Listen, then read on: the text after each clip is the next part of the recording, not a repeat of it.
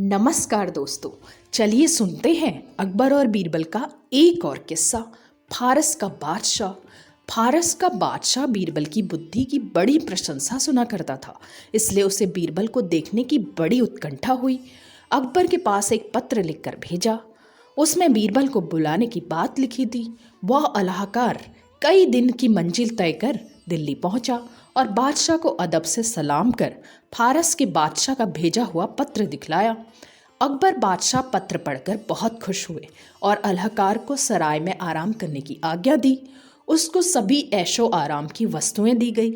दूसरे ही दिन बादशाह ने बड़े ठाट बाट के साथ बीरबल को फारस भेज दिया। बीरबल ने फारस पहुंचकर शहर के बाहर एक बाग में अपना डेरा खड़ा किया और अलाहकार को अपने आने की सूचना देने के लिए फारस के बादशाह के पास भेजा।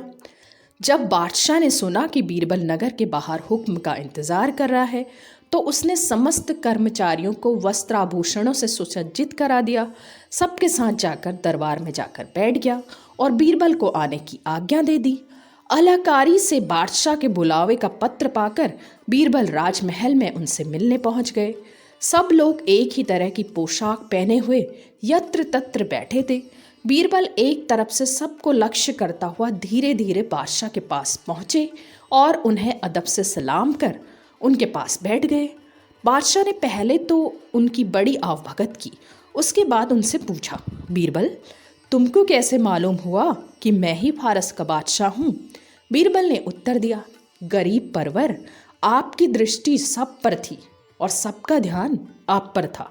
इससे मुझे बिना परिश्रम के पता चल गया कि आप ही बादशाह हैं। फारस का बादशाह बीरबल की बुद्धिमत्ता देखकर बड़ा प्रसन्न हुआ। तो दोस्तों, ये था अकबर और बीरबल का एक और किस्सा।